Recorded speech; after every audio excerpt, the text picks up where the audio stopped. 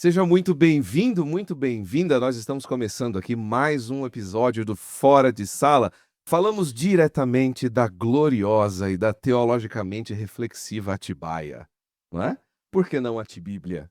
Olha só, que o isso. polo. A gente teve até show do Baruch, né? Baruch. Gente. Alto de Páscoa. Alto de Páscoa, é? Quem é Baruch? Ô, louco. Não, Felipe. Começa de novo. Baruch. O PC, mano. O PC. Paulo César Baruch. Paulo César Baruch. Esse cara é bom, hein? É bom. Alto de Páscoa. Aqui diretamente da Atibaia, o celeiro da teologia brasileira. Hoje estamos aqui reunidos para mais um bate-papo sobre cultura, teologia e sociedade. À minha esquerda, Joel Neto, ele que sempre chega no horário, sabe o dia exato, o horário exato do programa começar. Uma alegria ter você, meu amigo. Como eu já fui exortado, eu vou obedecer a primeira orientação. Fala curtas, oi. Sempre falas curtas. Estão aprendendo. Felipe Santos, meu amigo. Prazer estar aqui com vocês. Está funcionando a coisa, né? Não, e foi mais longo. Ué, tá mesmo. Você vê, agora vamos ver. Pedro Vercelino. É nóis. Ó, voltamos. Lucas Sabatier. Alegria. Boa, tá vendo? Pergunta pra mim de novo. Oi, Joel. Muito bem. Muito bem. E nós temos aqui na técnica mais uma vez ele que tá de volta. Voltamos a casa aqui diretamente Voltamos a dos ele só, né? estúdios. Falamos aqui diretamente da Igreja Revive em Atibaia. Porque nos expulsaram. Nos expulsaram lá da Quando a rádio. gente ia adentrar o estúdio 12, Não deu certo. E temos aqui a presença dele. Aqui, exatamente agora, estamos gravando os programas às 11h28 da manhã. E temos aqui o nosso querido, ilustre, Renan Simas.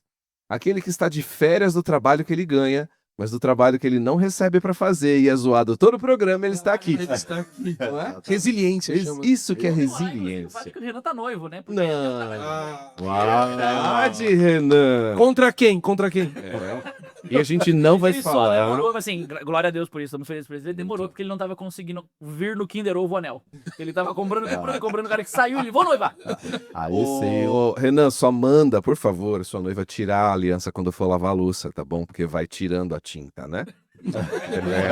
Não usar na água quente. Ai. Porque cor plástico derrete. É, Você podia mudar de imprimir na sua impressora 3D uma aliança pra ela, né? Gênio! Printava com tinta spray depois. Cara, eu já ouvi dizer que tem gente que acha que o Renan não existe. Então, Quem é Renda? Tem que fazer o Renan assim, ele não foi. quem acha isso, tá achando que a gente tá falando sozinho No agora. episódio dos próximas semanas, a gente podia trazer o Boa. Renan pra aparecer. Renan é um mito. Renan, meu amigo, obrigado. Obrigado você que tá aqui mais uma vez agindo, viu, cara? Muito bom ter sua ajuda e o seu trabalho por aqui. Meus amigos, a gente vai falar hoje de um tema que para muita gente parece ser voltado para um grupo especial de pessoas. Seminaristas, pastores, gente estudada, que é a teologia. Será que isso é verdade? Será que a teologia é mesmo algo que só para quem prega, quem escreve livros, para quem debate, enfim, é um tema restrito para um certo grupo de pessoas? Será que a gente precisa relembrar que todos nós fazemos teologia? O tempo todo, inclusive. A questão é, então, se estamos fazendo boa teologia, porque quando a gente entende errado quem Deus é, vivemos de forma equivocada. Por isso, hoje nós queremos responder a seguinte pergunta no nosso programa. Quem precisa de teologia? Meus amigos, já foi muito comum isso há algum tempo. Aquela resposta de quando a gente falava sobre teologia, alguém dizia, não, eu não sou teólogo, eu amo Jesus. Né? Eu só amo Jesus. Aquela ideia de que quanto mais você se aprofunda na fé, menos crente você se torna. Então é melhor você não fazer determinadas perguntas, não ler determinados livros. No jargão popular, a ideia de que a letra mata, o espírito vivifica, de que o conhecimento de Deus, de certa forma, pode acabar ocultando a alma, afugentando o fervor pela adoração a Deus. Joel, como é que você entende essa relação entre fé simples e o conhecimento teológico? É possível ter as duas coisas? Acho que a resposta é, para a pergunta, né? Quem precisa de teologia? Todo mundo que busca conhecer a Deus, né?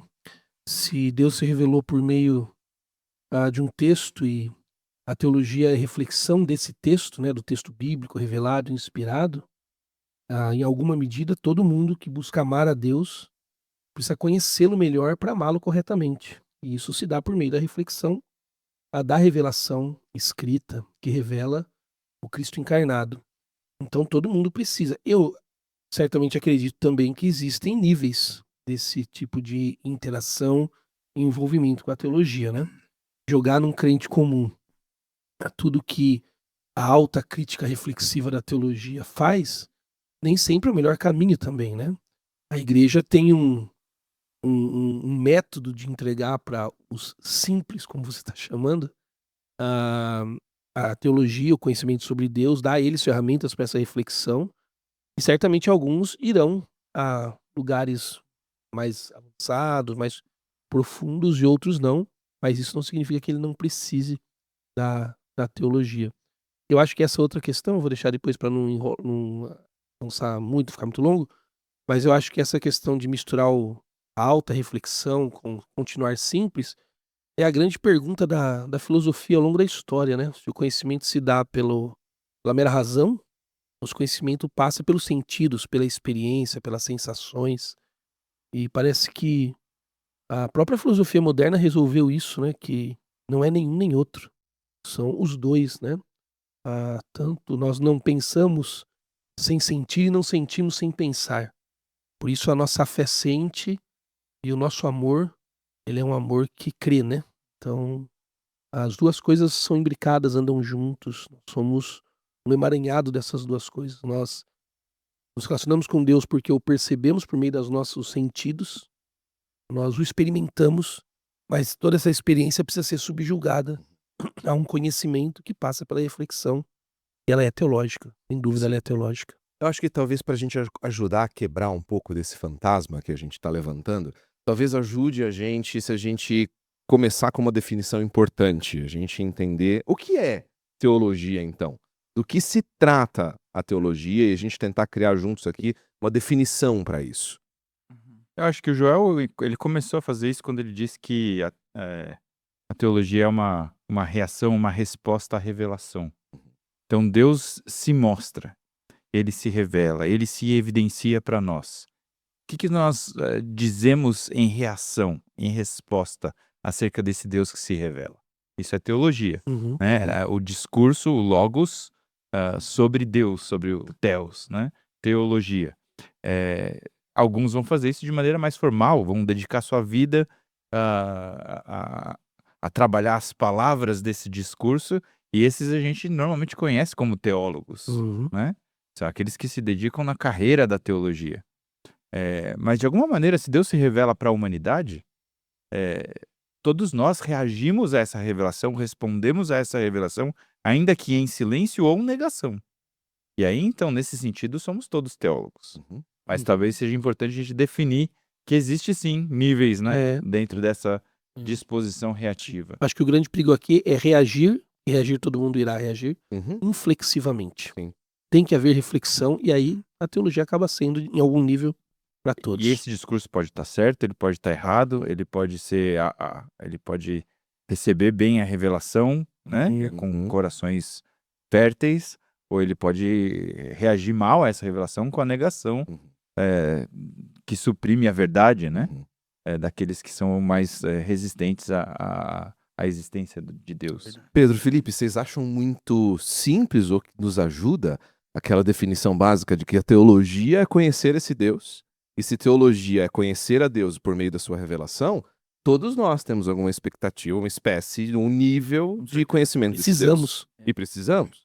Ela pode ser, como o Lucas colocou, esse conhecimento pode ser uma rejeição, pode ser um aprofundamento, como pode ser também um conhecimento vago e equivocado sobre quem Deus é. Sim. Os teólogos, especialmente o pessoal dessa área da sistematização da teologia, normalmente definem teologia dessa forma. Teologia é o conhecimento de Deus e o estudo disciplinado de Deus, né? Metodológico sobre Deus. Mas isso não exime o fato daquilo que o Joel compartilhou, que é a necessidade de que esse estudo disciplinado, metodológico de Deus, desemboque, né, transborde num conhecimento experiencial de Deus, relacional de Deus, né? A teologia, ela também é meio de produzir relacionamento com Deus. Acho que isso é uma coisa muito importante, né? Agora, eu gostei disso que você estava falando, Edu, porque todos nós somos teólogos em alguma medida, porque todos nós temos uma visão de Deus. Nem que a nossa visão de Deus seja dizer que Deus não existe. Isso é uma visão sobre Deus, né? Uhum. Então, de alguma maneira, nós vivemos à luz daquilo que pensamos sobre Deus. Dentro do contexto da fé cristã, do cristianismo, você tem a sua vida governada por Deus como Criador e nós como criaturas. Então, pensar na vida a partir de quem é Deus ou da ideia que temos de Deus, como você estava dizendo na nossa introdução, vai determinar o que a gente faz em todas as áreas da vida. Por isso que teologia é tão importante. Isso. E dentro do que você falou, uma distinção importante, ou uma delimitação importante. A teologia, toda pessoa que reflete acerca de Deus, mesmo sobre a não existência dele, em alguma medida está fazendo teologia, Uhum. digamos assim. Só que vamos delimitar a teologia cristã. O que é a teologia cristã? A teologia cristã, ela é reflexão sobre quem Deus é e o que ele faz nesses últimos 2000 anos, desde que o cristianismo surge. O primeiro teólogo cristão foi Cristo. Embora na academia se negue isso, enfim, vamos pensar em termos bem neotestamentários. Essa é a datação até da história da teologia, Exatamente. né? Cristo, ele é o primeiro teólogo e a partir das reflexões de Cristo a respeito de Deus, de quem Deus é e o que ele faz... Eu diria que Moisés foi o primeiro teólogo cristão. Uhum. Mas tudo bem. Ah, sim. Não liga pra Não, ele. Não liga pra ele. tudo bem. Eu tô... Assim, Ele esse é o tá programa usado. 2, É. Felipe. Esse é o programa 2. Tá Esse é o bom. programa 2, tá bom? Então, Desculpa, spoiler. não. Foi mal. Vocês não estão preparados para essa É, conversa, amiguinhos. Ele não vai terminar bem hoje.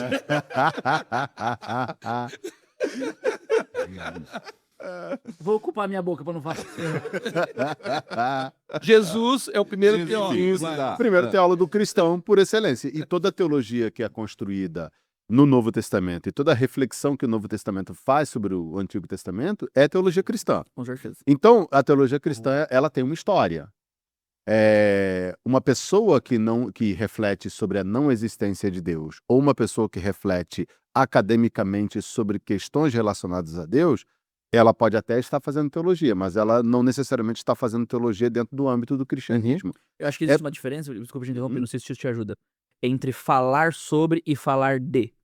Isso. O C.S. Lewis escreve um artigo na década de 40 que ele fala sobre isso, mas eu ouvi isso na boca do Cortella recentemente. Ele estava explicando do porquê ele não é um teólogo, mas ele é um cientista da religião. Uhum, Ele diz que o cientista da religião, ele fala sobre Deus. uhum. Ele fala do lado de fora, né? Ele analisa a experiência religiosa. Ah, bem interessante. E o teólogo, ele fala ele fala de dentro da teologia, ele fala de Deus a partir da sua visão e do seu relacionamento com ele. Essa é a definição que se usa na ciência da religião mesmo, né? Né? Então, exatamente. fazer teologia não é falar de fora, é falar de dentro. Isso. Né? Então, o meu ponto, eu quero pensar em termos históricos. Nós estamos inseridos, quando você pensa em teologia cristã, você pensa e todo crente fazendo teologia ou interagindo com a teologia cristã, ele está inserindo dentro de um contínuo histórico. Quando nós refletimos sobre quem Deus é e o que ele faz, ou seja, quando nós fazemos teologia como crentes, nós estamos associados a pessoas que há 2000 anos estão pensando sobre isso.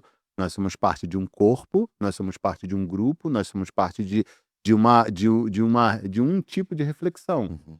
Então, quando uma pessoa hoje ela senta para refletir teologicamente e ela chega a conclusões distintas ou totalmente distintas daquelas que têm sido abordadas nos últimos 2 anos, ela pode até estar fazendo teologia, mas ela pode na verdade, ela pode estar fazendo ciência da religião e não teologia. Sim. Então, aplicação. Quando alguém abre uma igreja e essa pessoa abre uma igreja se propondo a abordar a igreja de uma maneira totalmente distinta do que ela foi abordada nos últimos séculos, e ela começa a abordar, a trazer ideias, ensinar ideias que são muito distintas daquelas que a teologia cristã tem abordado nos últimos 2000 anos, essa pessoa ela está correndo o risco de se colocar fora da teologia cristã e, portanto, não ser um representante de Cristo, um representante da igreja, mas sim um representante das suas próprias ideias. O Pedro trouxe um aspecto muito interessante desse fazer teológico, que é de falar de Deus, né? Aquilo que muitos outros teólogos vão dizer da teologia em segunda pessoa, né? Teologia é você falar de Deus como com alguém, se interagir com ele por meio da revelação que ele nos traz, né? A gente está falando então de um grande privilégio. A gente está falando de um Deus que se revela, um Deus que deseja ser conhecido pelos seus e não apenas conhecido, mas se relacionar com sua criação, conhecê-lo de forma íntima e desenvolver esse relacionamento. Mas se a teologia é um privilégio, poder conhecer esse ser infinito, ainda que de maneira parcial, como por um espelho, por que para muitos cristãos ainda existe resistência à teologia? Quais que são os fatores que vocês enxergam como que impedem pessoas que se aprofundem, que desenvolvem, que cresçam nesse conhecimento de Deus, saudável, histórico e etc. Eu acho que a pergunta tem a ver com cristão, certo? Uhum. Eu acho que remanesce ainda nos cristãos um certo orgulho, né? Que é natural ao homem caído, ainda que em processo de redenção em Cristo, que gostaria muito de conhecer as coisas por completo. E a teologia fala sobre um Deus que é infinito e nunca vai caber dentro do finito. Né? Incognoscível. Ele é incompreensível, ele não cabe dentro da nossa cabeça. E nunca vai caber por toda a eternidade. Né? A gente ainda tem o desafio do pecado e do engano nessa realidade caída, mas quando a gente se depara com o fato de que a gente não vai entender por completo... Esse dia que nem após a dói. essa transformação. Não, nem no céu. A eternidade vai ser, dia após dia, conhecer mais sobre o Deus infinito, para todo sempre. Porque a eternidade é incapaz de ser suficiente para... Só a eternidade pode dar conta de um Deus infinito. Nem a eternidade, nem a sequência infinita de momentos é capaz de dar conta de um A Deus. gente nunca vai se formar nessa sala, né? Só isso já mostra por que o homem tem tanta dificuldade. É isso. Então vai ser difícil. A questão é o que a gente faz com essa dificuldade. Uhum. Então, no nosso orgulho, eu posso falar, eu não entendo, então não é importante. Eu não preciso me preocupar com isso. Né? Mas a atitude humilde deveria nos levar a se prostrar em adoração, dizendo: Deus, eu não te conheço por completo e tudo bem, eu vou descansar nessa incompreensibilidade. Essa incompreensão é humilhante para nossa mente, ela nos humilha. Exatamente. A gente entra no seminário pronto para aprender a responder todas as perguntas que a gente tem antes de entrar no seminário. A gente entra lá e descobre falando: caramba, eu tenho muitas outras ainda. Aí a gente vai falar sobre trindade e o 3 e o 1 não cabem juntos na nossa matemática e a gente simplesmente não fala. Eu pergunto na minha matéria de teologia própria, qual foi a última vez que os meus alunos ouviram uma pregação sobre a trindade? E a grande maioria não se lembra, né? Não se lembra. Por quê? Porque a gente evita aqueles assuntos que são misteriosos, complexos, porque não cabem na nossa cabeça. E que de alguma maneira tende a não ser prático. Mas a gente pode arranhar, né? Por isso que a gente tem que falar. Claro. A gente deve arranhar. Porque o Agostinho falava que não dizer nada não é assim, eu digo de maneira inapropriada, mas eu digo porque não dizer nada não seria honroso para com Deus. Mas vocês não acham que rola também aquele problema do intelectualismo vazio? Os debates vazios que elevam o ego e levam o intelectualismo. Nos tempos de Paulo seriam as genealogias intermináveis. Nas nossas seriam as especulações teológicas que não... Eu acho que isso ainda existe, mas eu acho que isso é parte de um movimento do evangelicalismo que passou. Porque eu acho que primeiro que a gente tem cada vez menos teólogos na igreja, a gente tem esse movimento talvez na internet, mas a gente tem cada vez menos teólogos na igreja. Eu acho que o que a gente tem hoje talvez seja uma supervalorização da experiência em detrimento da compreensão que produz uma experiência, né? É muito mais importante hoje eu sentir algo sobre isso e alguém me revelar algo sobre isso, ou eu ter uma percepção disso, do que eu lidar com essa mesma realidade a partir de dados factíveis, a partir da revelação inspirada da escritura, né, e tudo mais. Estava conversando com um amigo pastor esses dias, ele veio aqui na nossa igreja à noite, ele estava falando um pouco das dificuldades com os jovens adolescentes da igreja dele, lidando com pecados e tudo mais. Ele vai lá, mostra na Bíblia, falou assim: cara, olha isso aqui, não é o que Deus quer pra sua vida e tudo mais. E aí ele vai numa mega church na cidade de São Paulo, que o pastor olha pra ele e fala assim: sonhei com você. E Deus me falou que você tá lidando com essa área. Bem mais rápido. Pronto. Ele volta pra igreja e fala assim: pastor, eu preciso de ajuda, Deus me mostrou que eu preciso mudar. Entendeu? E eu acho que isso impacta nossa visão de teologia. Uhum. Porque se teologia requer labor, esforço mental e tudo mais, cara, não é prazeroso nem benéfico. O que importa é o poder de Deus. O que importa é Deus vir aqui, encostar em mim, eu senti um negócio e agora eu vou viver a partir disso, entendeu? Então acho que esse é um fator que a gente tem no nosso Brasil, pelo menos. Uhum. Né? Nós temos bons teólogos, mas a gente tem poucos teólogos Uhum. bons na igreja. Mas a gente tem essa supervalorização da experiência mística, do relacionamento com Deus, que às vezes abafa o fazer teológico. Ô Felipe, mas qual que você acha que são os riscos desse experiencialismo? Porque, por um lado, a experiência com o transcendente, com Deus, faz parte da Com natureza toda cristã. Ela Não começa nosso com Deus, esse é um Deus, começo. nosso Deus é um Deus imanente, que intervém na história, Exatamente. pressupõe nossa experiência com ele. Exatamente. Agora, o que a gente vê, como o Pedro trouxe pra gente, é esse experiencialismo em detrimento do conhecimento, né? Quais são os riscos que você enxerga de se viver entre tanto o experiencialismo quanto o racionalismo para a nossa fé? Eu acho que o experiencialismo ele tem o poder de minar a nossa capacidade de refletir. Funciona mais ou menos como o pessoal descreve o uso de drogas. A pessoa começa usando um tipo de droga, numa determinada quantidade, e depois de um tempo aquilo perde o efeito, ela precisa aumentar a droga, aumentar a quantidade e até o tipo de droga que ela usa.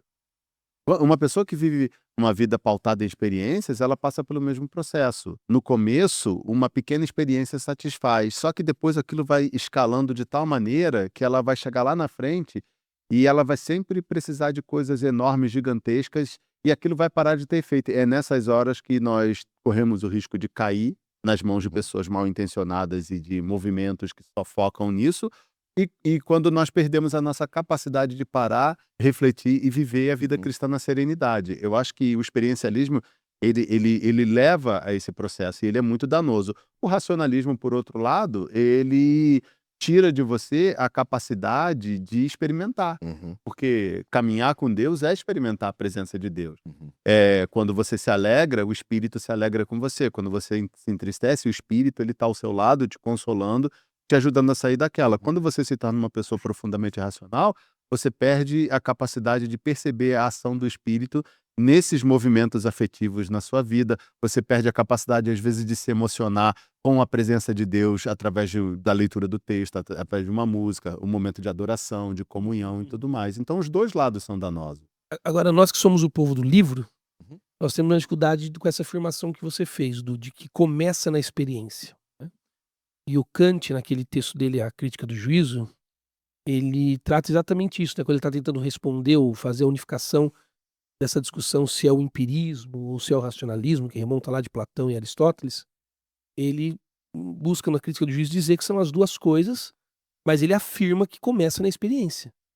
Que você não é capaz de alcançar esse infinito, que ele não está falando de Deus necessariamente, mas que ele chamava de númenum, né? A gente só é capaz de ver o fenômeno, Uhum. a expressão dessa essência, né? Mas ele fala uma coisa interessante, que a maneira que o indivíduo olha para o fenômeno, pela experiência, pelos sentidos, pelos 5 sentidos, em partes, é fragmentado.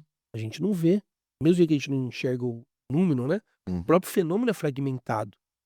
E ele precisa, e por isso que ele une as duas coisas, ele precisa subjulgar essa experiência pela razão. Que ali para Kant é uma razão reflexiva filosófica, para nós é uma razão do texto bíblico, da hermenêutica responsável e tudo mais. Então acho que essa junção é importante, porque nós que somos do povo do livro, a gente costuma ignorar que o primeiro impacto de alguém é pelo fenômeno, é pela experiência. E precisa, para ser unida nesse quebra-cabeça meio fragmentado, numa única peça, precisa da reflexão, da razão, Ô, do Joel, conhecimento. não sei se você concordaria comigo, aí eu queria até te ouvir com isso, mas me parece que quando a gente transita entre o racionalismo teológico, né, e o experiencialismo teológico, a gente está lidando com a mesma coisa, que é o papel do sujeito no fazer teológico. Isso. O racionalismo, ele é a negação do sujeito, o total distanciamento do sujeito para com o objeto, né? E o experiencialismo é a supervalorização do sujeito, ao ponto de que o objeto se confunde com ele. Isso. Né? E o que me parece que Kant está fazendo é reagindo exatamente a Exatamente. esse movimento racionalista e iluminista de uma total distanciamento do objeto. Isso. Mas ele tá no meio do caminho, ainda vai chegar alguém na frente dele que vai dizer Isso. que o objeto se confunde com aquilo que é o A conhecedor dele. pergunta que ele quer responder é por que dois indivíduos olham para o mesmo objeto e chegam a conclusões distintas, né? E aí que ele vai desenvolver o conceito de cosmovisão. O nasce Locke vai, nele. o Locke vai dizer que eles erraram no método. Exatamente. Um usou o método certo, usou o método errado. E nasce nele essa visão, esse conceito de cosmovisão, né? Porque ele vai dizer que entre o ser cognoscente e o objeto cognoscível, Sim. existe alguma coisa ali, existe um intermediador. Vertachung. Existe um intermediador ali que é uma carga que vem com a pessoa. E eu acho que é aí que, aplicando na prática isso, é o nosso papel. Sim. Como professores, Sim, pastores, exato. é ajudar pessoas que chegam aqui na nossa igreja e levantam a mão, fecham o olho, e tem um impacto da boa experiência, mas ela é fragmentada, ela está em partes, ela é confusa, o coração é enganoso, tem pecado envolvido, tem um Deus mitológico que ela está buscando, o Deus das intenções panteões, dela, sim. dos panteões dela, né? Se ela está desempregada, Deus é emprego, se ela está doente, Deus é saúde. Nós, os da reflexão, nós ajudamos ela a subjugar esses fragmentos, essas partes da experiência num todo reflexivo. Então, E acho que aí, então, que entra a importância, desculpa, Pedro, mas aí que entra a importância da gente, como transmissor e apontador desse fenômeno númenos, por meio da revelação. Que a grande questão O desse númeno debate é a que o revelação. númenon, esse transcendente, esse primeiro impacto com a experiência, ela é assustadora. Ao menos que alguém, que esse ser transcendente me diga, eu sou bom, ó quem eu sou, eu te amo, ela é um temor medroso, Por isso um que temor a pecaminoso, experiência e precisa ser um não a espanto. revelação. A experiência tem que ser um maravilhamento. Não, a essa é revelação a de beleza Deus. de olhar para a encarnação na escritura. Exatamente. Porque na encarnação da escritura, o assombro pode ser tocado. Exatamente. Entendeu?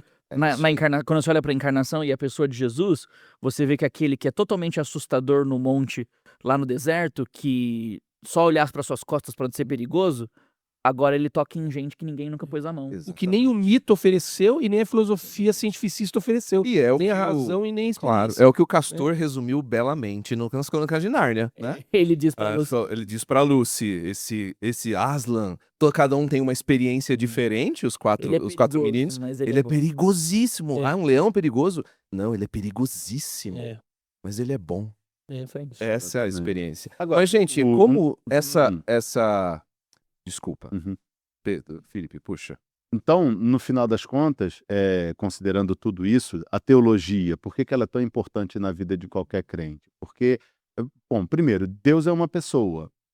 E por ele ser uma pessoa, nós caminhamos com uma pessoa.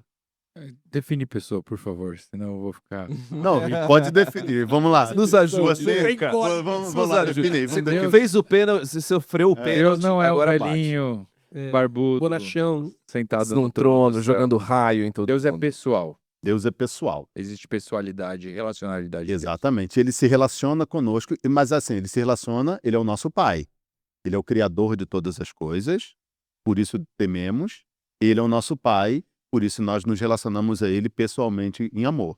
E quando nós caminhamos com uma pessoa, qualquer pessoa que tem um amigo, que tem cônjuge, quando você caminha com uma pessoa e você desenvolve um bom relacionamento com aquela pessoa, você aprende coisas sobre aquela pessoa e você se sente bem naquele relacionamento.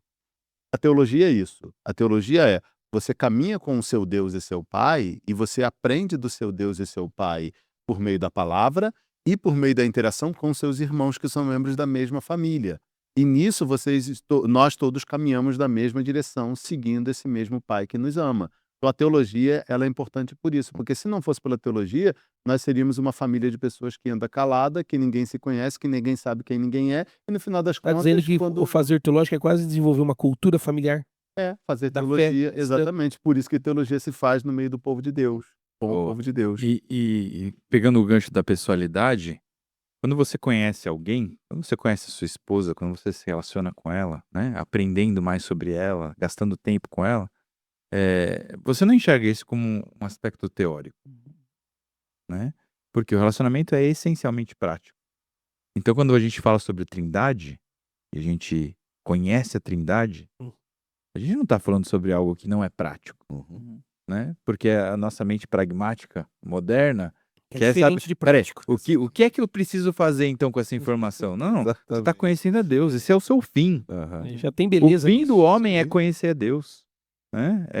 Tá lá no final de todos os processos, é a visão beatífica, a visão abençoada, o conhecimento abençoado e abençoador de quem Deus é. Uhum.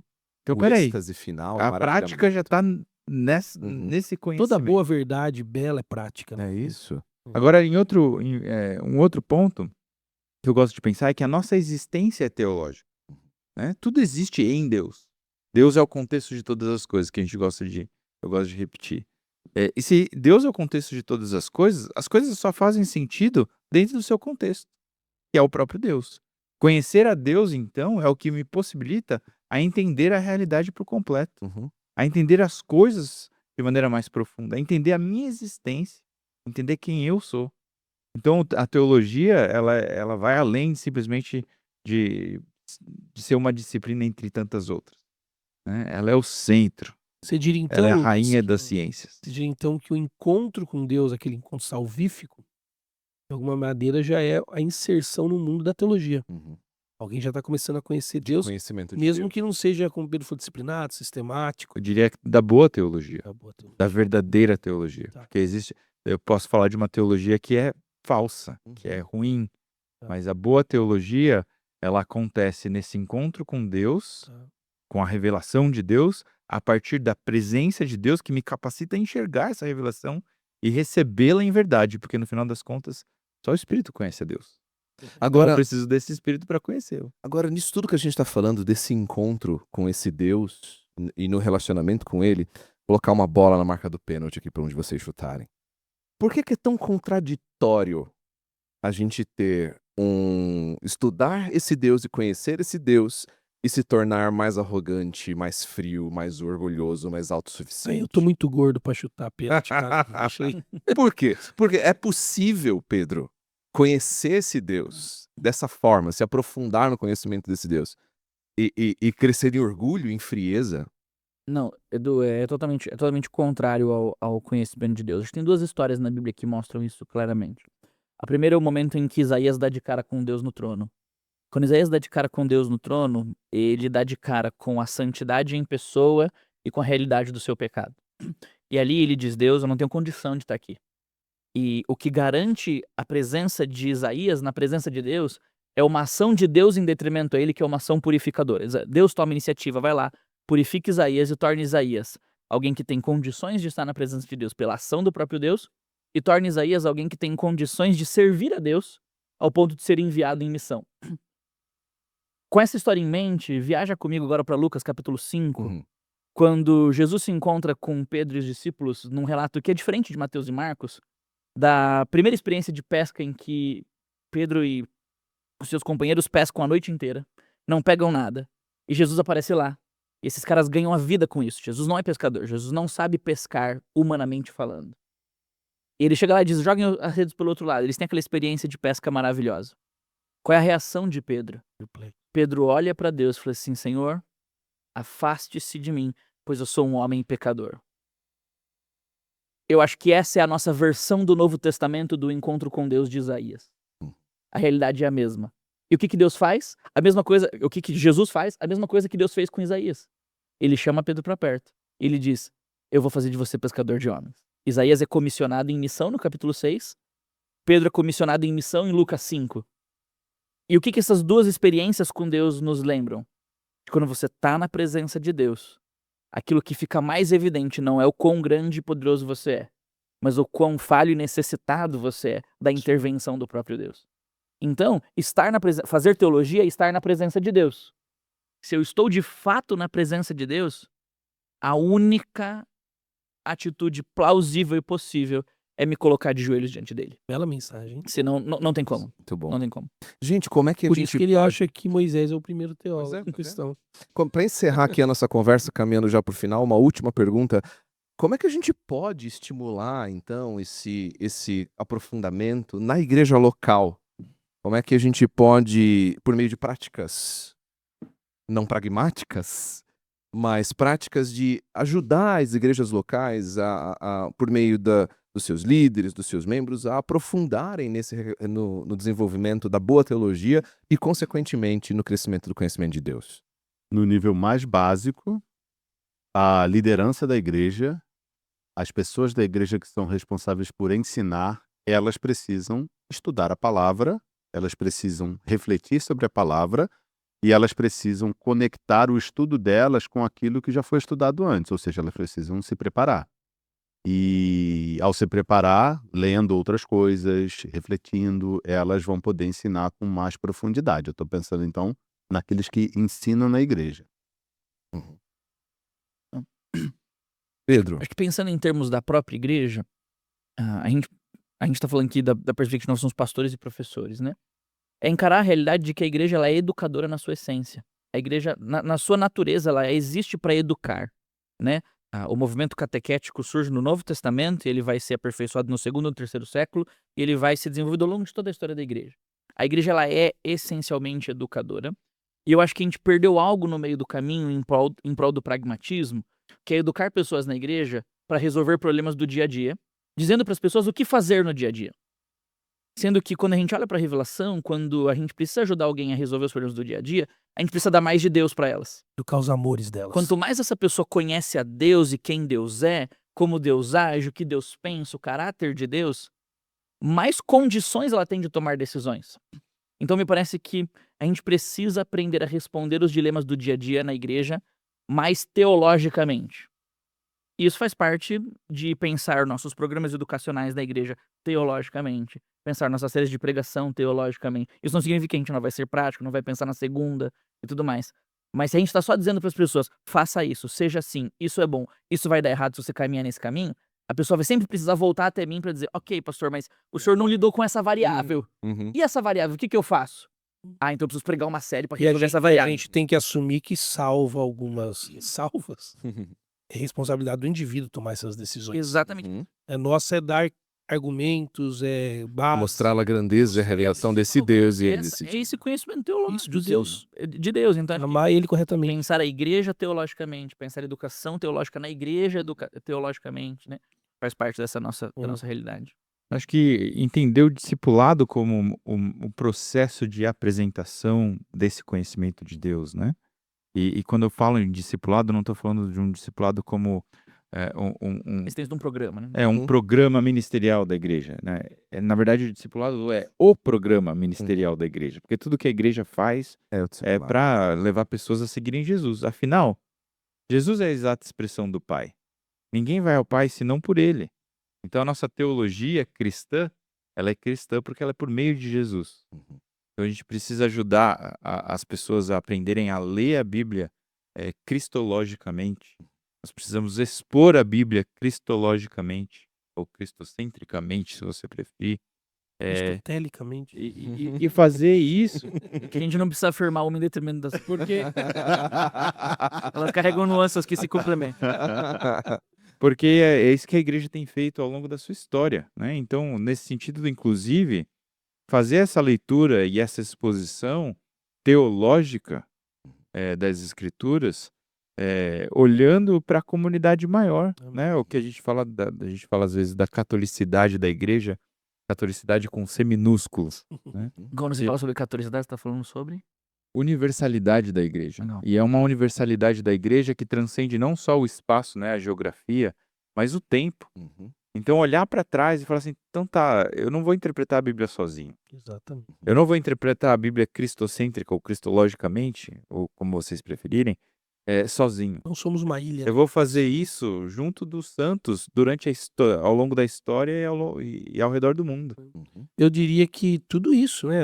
A questão de estudar, se aprofundar, que ensina a educar os amores para as pessoas tomarem boas decisões, amar mais a Deus e ensinar a caminhar com Jesus no dia a dia. Tudo isso é parte do que a gente precisa gerar nas pessoas. E aí eu diria que com tudo isso, a gente precisaria aprender a ensinar e a pregar mais, apresentando Jesus como essa beleza. Uhum. Eu acho que tudo que vocês falaram, né? Ao longo da história, a gente acabou nesse pragmatismo meio vazio, apresentando a Bíblia, Jesus, a religião como uma lista de regras, né? Uhum. Uma coisa do pode, não pode, como o Pedro falou. E a gente precisa aprender a apresentar Jesus como essa coisa que atrai, Uhum. que é belo, que é bom, que é verdadeiro e que vale a pena se você envolver com ele, andar com ele. Uhum. Então acho que isso. E também uma teologia, e aí eu posso estar errado, vocês podem me dizer. Eu acho que a gente tem crescido muito nessa área no nosso país, né? Nós temos mais teologia, mais aprofundamento, e eu vejo mais gente apresentando teologia a partir de um senso de piedade e misericórdia. Eu vejo mais, sinceramente. Então, porque eu acho que a teologia precisa ser entregue na igreja para gerar vidas de piedade Uhum. e com um olhar de misericórdia.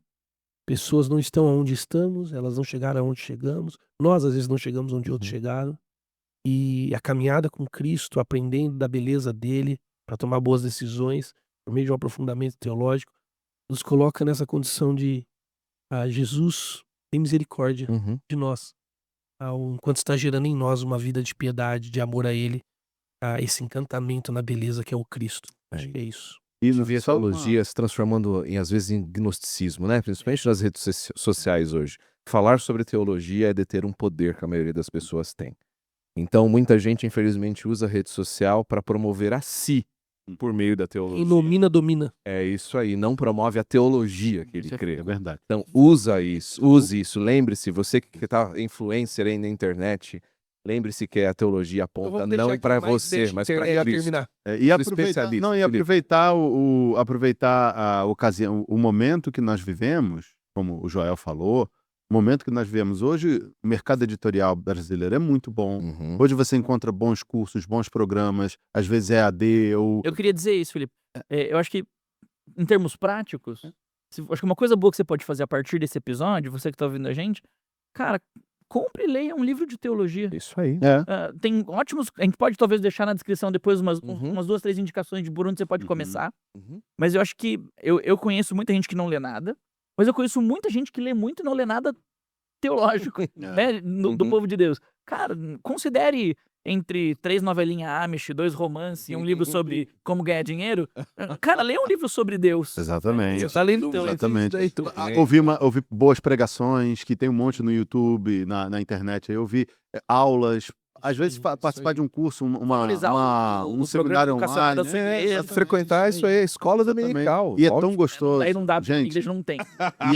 e é uma coisa, assim, eu acho que todos nós podemos dizer isso. Toda pessoa que começa a estudar e se aprofundar, mesmo que, vamos lá, entre aspas, de maneira amadora, Uhum. ela se apaixona e ela quer estudar mais, e ela quer ler mais, e ela vai encontrando novos livros, que é uma coisa muito gostosa.